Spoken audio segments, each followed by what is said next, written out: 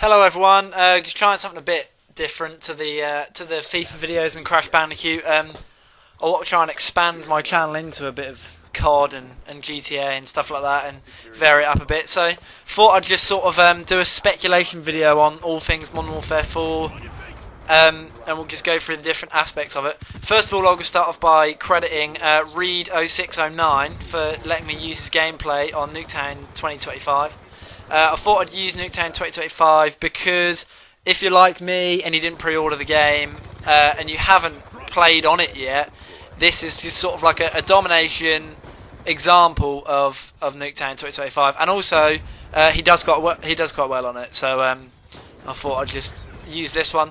But we'll start off by talking about Modern Warfare 4 and whether there will actually be one. A lot of people on the internet just saying how obviously Infinity Ward haven't said anything about Modern Warfare 4 yet. They haven't said there's definitely going to be one, and it's usually this time of year where they start there's normally leaks and stuff like that, and it's usually May time where Modern Warfare 4 actually starts to come about officially. I think there'll be a Modern Warfare 4, if I'm totally honest. I think they've done Modern Warfare 2. They obviously did Modern Warfare, which was a great success, biggest and best CoD yet.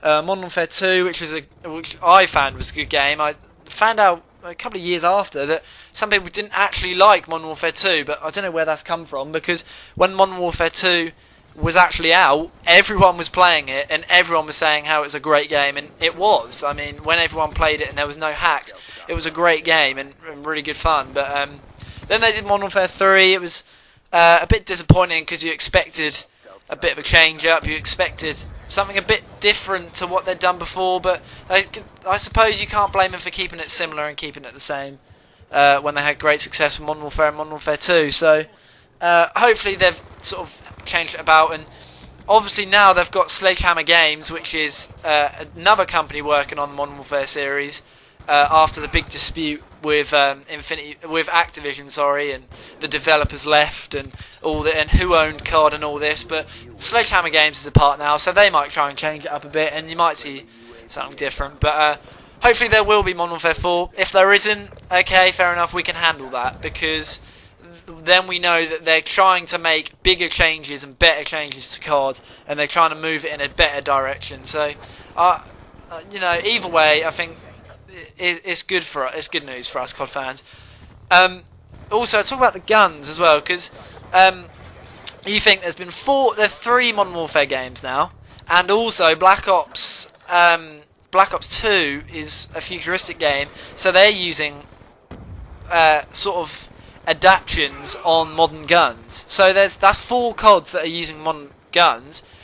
I know there's a lot of guns out there, but how many more guns can you put in a game and still give it the same effect, really? I mean, there was great guns in Modern Warfare 2. Modern Warfare 3 was a bit samey. There wasn't many different guns, as I said earlier, but I think they'll have a difficult time putting loads of new guns in and keeping it fresh, because yeah, they'll put in LMGs and submachine guns and assault rifles, but they're just the same most of the time. They put 2 semi-automatic rifles in, and they always put the M14 in there as a single fire. But in Black Ops 2 they had the M27. I can't remember the M4 carbine it was called on both other Modern Warfares. They always put them in, so it's getting a little bit predictable. But if they're good guns and they're realistic, so it'll be interesting to see that if there is a Modern Warfare 4. Of course. Also, kill streaks is another factor for me, because creativity is the key. I mean, you obviously in Modern Warfare games, it's modern. It's obviously what is happening now, and yes, they need to keep it realistic, but also they need to get a bit of creativity in there. Black Ops 2, perfect example. I think the kill streaks was one of the only things that I actually thought was a great advancement on the other CoDs, because it's more based on score, which I love, because it encourages people to get more bases instead of just sitting in corners and getting kills. I think that's a good implementation in the game. But they've also put stuff in like stealth choppers, where you can't see the helicopter in the air, which I don't know if they had that in Modern Warfare 3. I can't remember if if they can. Apologies if they did. But yeah, in Black Ops 2 they've put some good stuff in, and obviously they've got the stuff like they've got stupid stuff, I suppose, like the Swarm, which is a bit unrealistic, but I suppose it could be realistic in the future. But I'll talk about the Hellstorm missile as well. The Hellstorm missile, it splits debate, I think. Pardon the pun, I didn't mean to use the word split, but the Hellstorm missile is literally just a Predator missile that splits and splinters, is a better word, really. I've just seen that clip. What is he doing?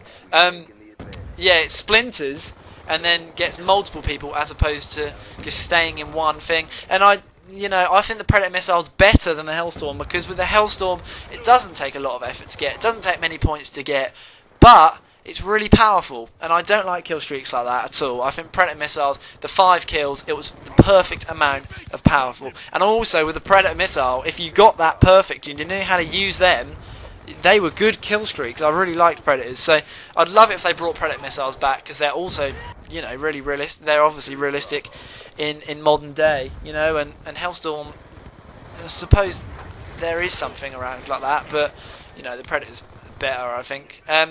Also, as I said about score and kills, I think it's better that you have to get a high score as opposed to more kills to get kill streaks, because it encourages people to do the objective of the game. The amount of times I used to go into domination games and our team would get so many kills, they get hundreds of kills, but we lost because we didn't get the bases. And you just think, well, you get more points if you win the game.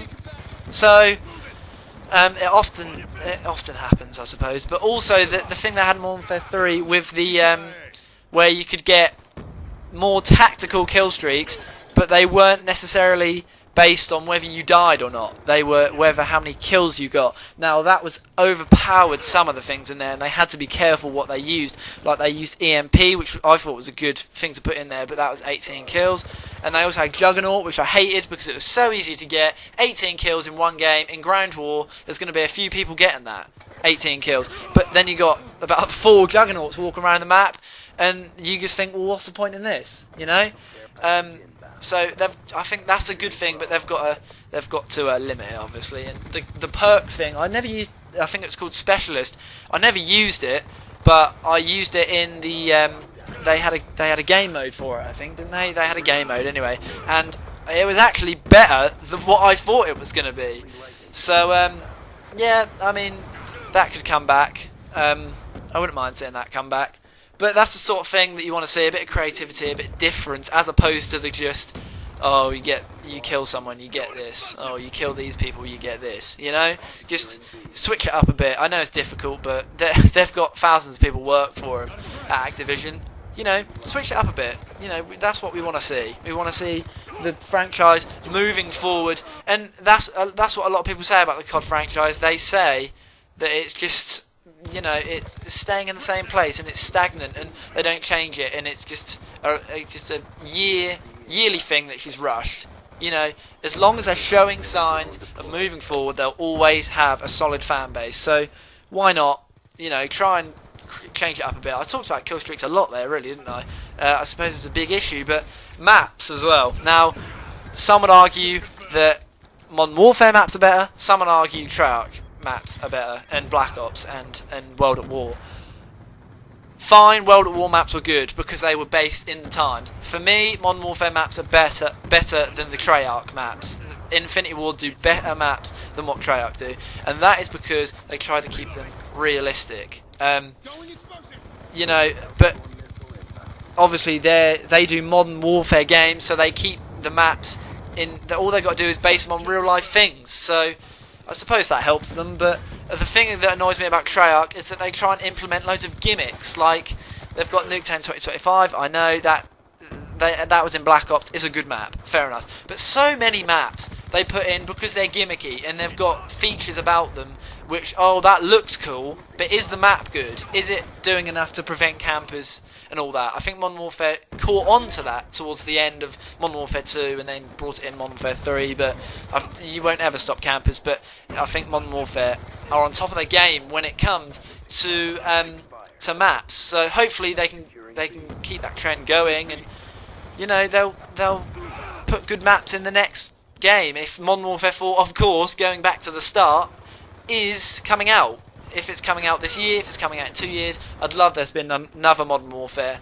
But there you go. I suppose we'll have to wait and see, won't we? That was a good game, I suppose, if you're just watching the game and not listening to me. But thanks for watching, and I will be doing more of these. So see you then, I suppose.